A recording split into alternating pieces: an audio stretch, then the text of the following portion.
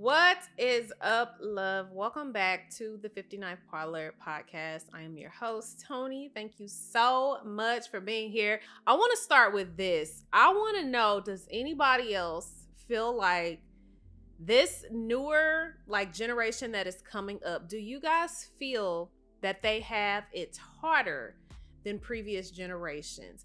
And specifically, I ask that based on societal beauty standards. So if you feel like the upcoming generation of younger women have it harder, drop a comment down below or drop a heart down below, because that's kind of what was on my mind. That's actually why I even decided to go ahead and use this topic as a discussion basis, because I really got to thinking about younger women and what they have to look forward to in today's society. And I just feel like they have it so hard as far as what the beauty standards are and living up to the beauty standards that are out there right now. But just using this as an example, I am a 90s baby through and through. So, growing up, most of what I saw was lightweight makeup.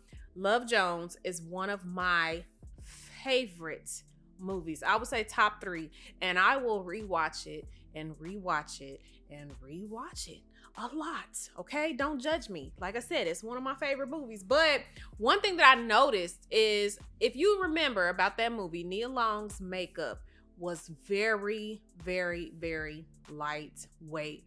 Back then, the brows, we didn't necessarily sculpt the brows like we do today. It was just very natural looking. Now, I'm not gonna lie, y'all know that some of them girls back in the day used to have a ton of blush and a ton of blue eyeshadow. I am so glad that we are not in the blue eyeshadow era anymore. But, we had a handful of people back then who used to kind of layer on the makeup and do it a little thicker. It was unnecessary, and we still have unnecessary applications today. But I'm just saying, overall, the makeup then was very light compared to now.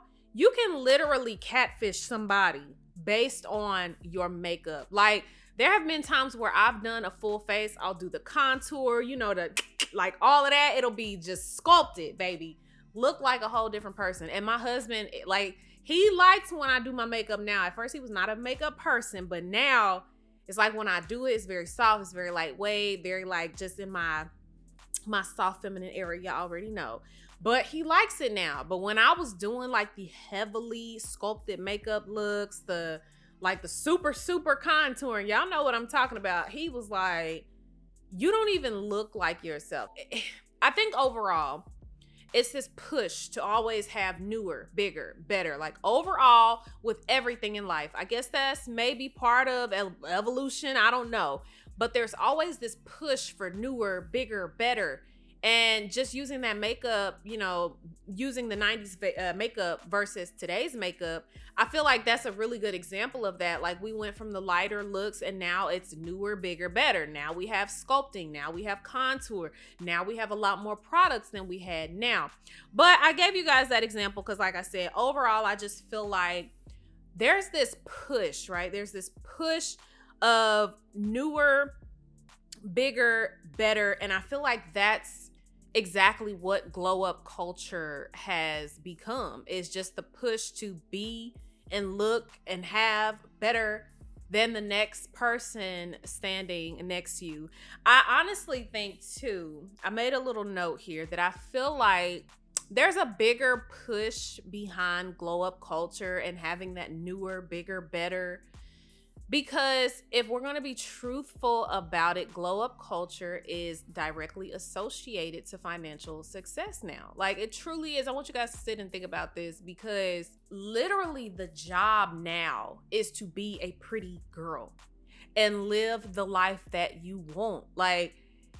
Look at how many, like I said, again, all of the content creators and influencers that their only job is to be pretty. Walk around with a camera, vlog your life, and they get to live the life of their dreams. Now, you honestly tell me, what 15 or 16-year-old is not going to be enticed by that? Okay? All of these younger generations of women, that's what they have to look forward to, because that's what society is pushing. have that physical glow up, have that newer, bigger, better look than what has been done, and be that pretty girl and model and work with brands and live the life that you want. It's enticing to everybody. Hell, I've seen 20, 30, 40, 50-year-old women, 60-year-old women doing the get ready with me videos, doing the style looks, doing the makeup tutorials, and literally living the life that they want. Like, so what I'm getting to is we're all enticed by glow up culture. We are. It's just the inevitable.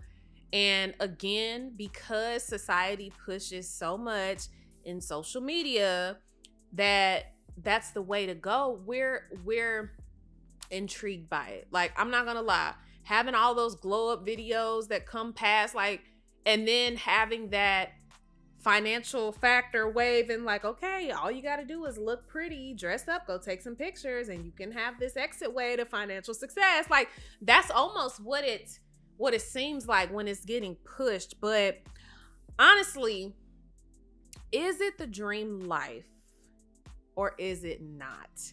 And that's kind of what I want to break down in today's video, because it's a very fine line. You can definitely do glow up culture, but you have to do glow up culture on your own terms. So first thing I kind of want to get into about this is we have to unmask the truth about glow up culture. Our society has made glow up culture 100% focused around vanity. It has. This is just what it is, and that's obviously because it's sales. Just like we all know, sex sells. That's been the motto in the industry for I don't know how long. It's sales. So glow up culture, it's sales, because why? It's encouraging women to make sure their bodies look a certain way. It's encouraging women to have certain skincare routines and purchase certain products and live this clean girl era, healthy girl era. Like, so all of it is just centered around the appearance, which is nothing wrong with that. My approach, I feel like glow up culture has everything to do with the mind first.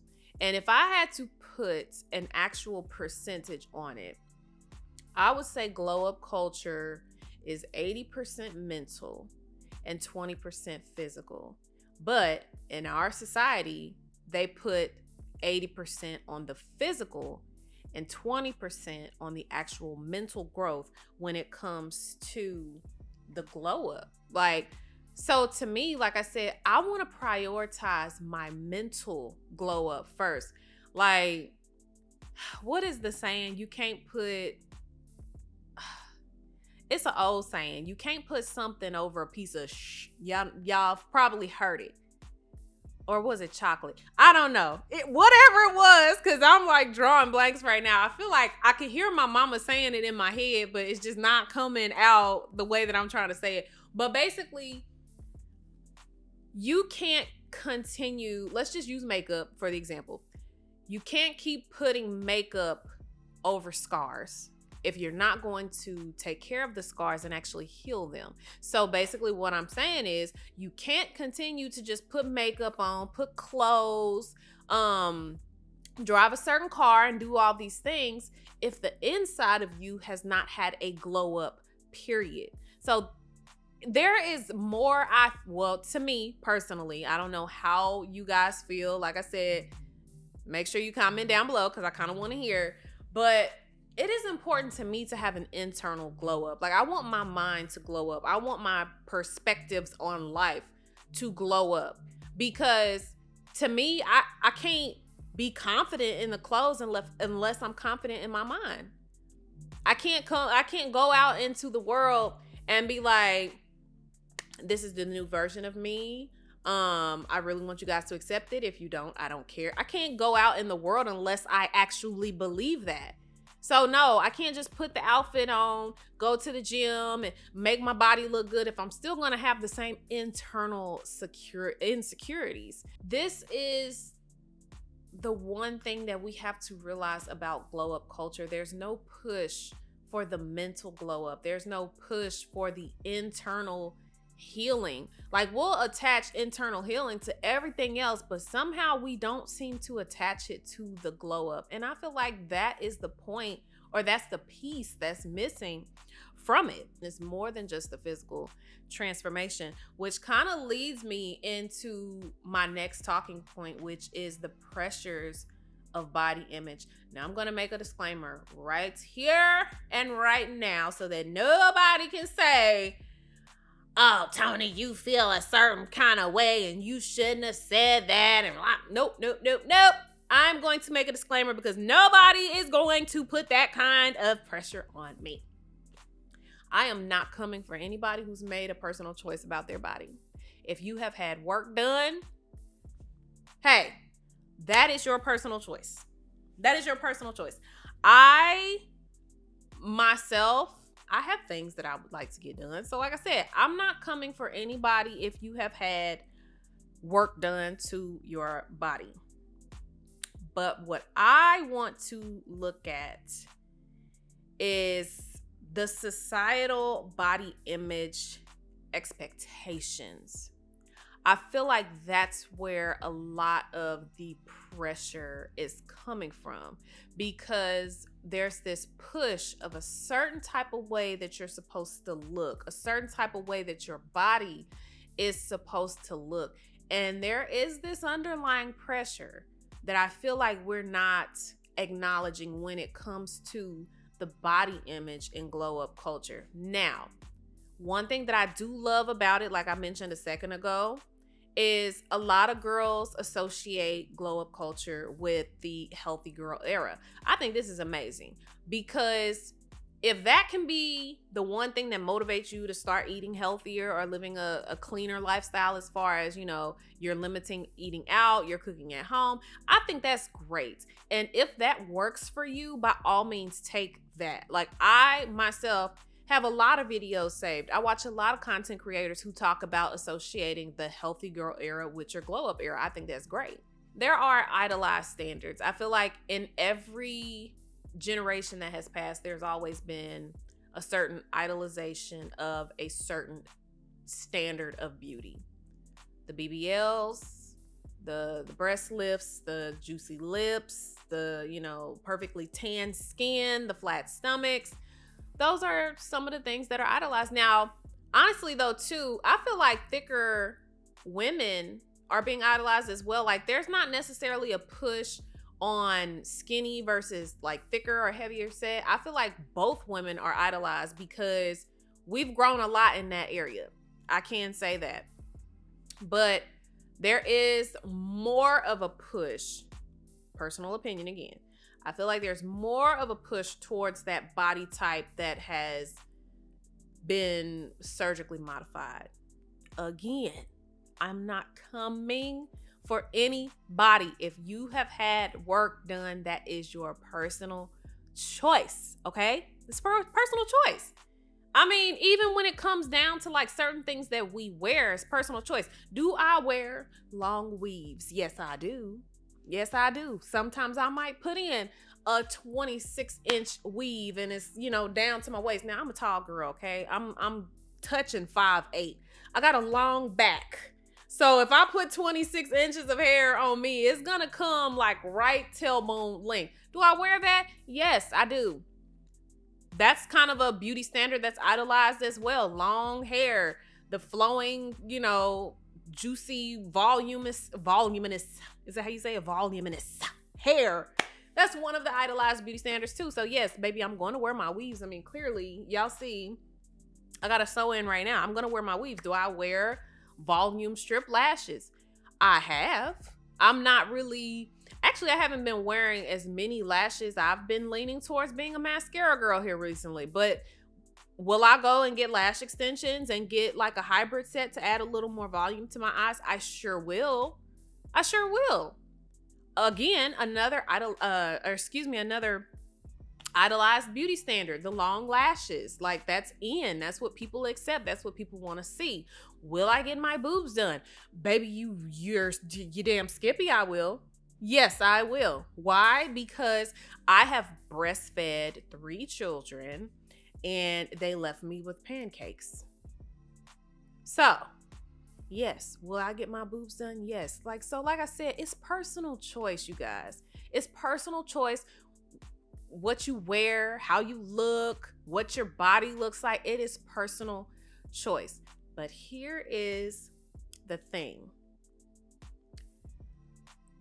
Is it partly that some of this is embedded in our subconscious mind when we see it? That's what I want to answer. That's what I want you guys to think about. Don't think so much as far as the choice of doing it, but is there something that is triggering us subconsciously that puts a little bit of pressure on us to say, okay, I want to do this thing to myself, or I want to do that to myself. So all I'm saying is figure out whether it truly is your personal choice of doing whatever you're doing, or could it be that maybe some of that pressure is coming subconsciously from things that are pushed in front of us all the time? That's the only thing that I want to touch on when it comes to body image, as far as being in the glow up culture. One thing about glow up culture as well is age, the age dynamic in glow up culture. Now with this one, it's kind of reversed. It's not necessarily a pressure from society, because honestly, I feel like the age dynamic is pretty well accepted. Like I said earlier, I feel like I've seen women 20s, 30s, 40s, 50s, 60s, like all across the board doing their thing, doing the get ready with me styles, doing makeup tutorials, like literally building their own community. I'm trying to say community and audiences all in one word, Lord. But trying to build these communities and like these audiences, I've seen them do it. I've seen them be successful at it. I wish I knew who I was thinking of right now. I wish I knew her name. There's an older Black lady that I follow, and she does style content. I think she's like all gray hair, beautiful woman, and she is doing her thing, and I love it. But I think for me, when I say I feel like it's kind of reversed when it comes to the age dynamic, because take for instance for me, I am a beauty and lifestyle content creator. And not only that, I am a beauty and style content creator who is in her 30s and had a late start, and in my 30s with a family, with all these different other things going on. So to me, the pressure came because a lot of the content creators that I was watching, they were young, in their 20s, kid-free, living life, traveling. So I felt a pressure to appeal to their audiences. And again, I feel like that was part of glow up culture. Like, I wanted to have this glow up to where people looked at me for the glow up advice, and looking at me for like makeup tips and skincare tips and style tips. So like I said, it's not a pressure that comes from the glow up culture. It's a pressure on ourselves to fit in within glow up culture. And so, like I said, from my personal experiences, I had to figure out a way for me to make myself a little area within the culture. I had to figure out a way for me to make my own roots. I don't necessarily have to appeal to their audiences. I need to just do what I need to do so that the audience that is for me will come to me. I don't have to go out and search, or I don't have to please anybody else's audience. I just have to do what I do, and my audience will come. So like I said, I think that age can kind of play a factor, especially if you feel like you're getting a late start into the whole glow up culture thing. I feel like age can really, it can put some pressure on you. But all I can say just from personal experience is just keep going. Don't worry about whether you're too late, behind, whatever. Like, you're still breathing. I always think about that. You are still breathing, which means you have an opportunity to change. Like, if you want to change the way you look, change the way you look, but don't let anybody else put pressure on you for that. Don't put pressure on yourself either. Just do it because that is your choice. And that, that's all we need to think about at the end of the day. That's all we need to think about. So I asked you guys earlier, I said, is it the dream life or is it not? And honestly, the one thing that my perspective on it is that the dream life is whatever you make it. There's no standard dream life that's out there. To somebody, a dream life could be just working a 9-to-5, coming home to their family, not being a part of glow up culture per se, but doing their own internal glow up and doing things that they see fit for themselves. It just depends on what you're defining as a dream life and what you define as glow up culture. So the only thing that I can say is to make glow up culture an individualized term rather than looking at it from a cultural or societal standpoint. Every last one of us can glow up. Again, like I told you guys, my glow up is 80% mental, 20% physical. I have been in my head a lot. I have been in my head on a lot of different occasions, on several different things, but glow up culture is what you make it at the end of the day. And like I said, for me, it's a mental glow up more than a physical. I hope you guys grabbed something from this topic today. I really do. So like I said, comment down below. Tell me you guys' thoughts on glow up culture, and if you've experienced any kind of issues within glow up culture yourself, regardless of if you're a content creator or influencer or whatever. You can be a regular person working a 9-to-5, like I said, and still feel like you need to be in glow up culture or you don't need to be. Like, I just want to hear you guys' thoughts. So like I said, we're going to leave it there. I really hope that I see you guys on the next episode, but until next time, bye.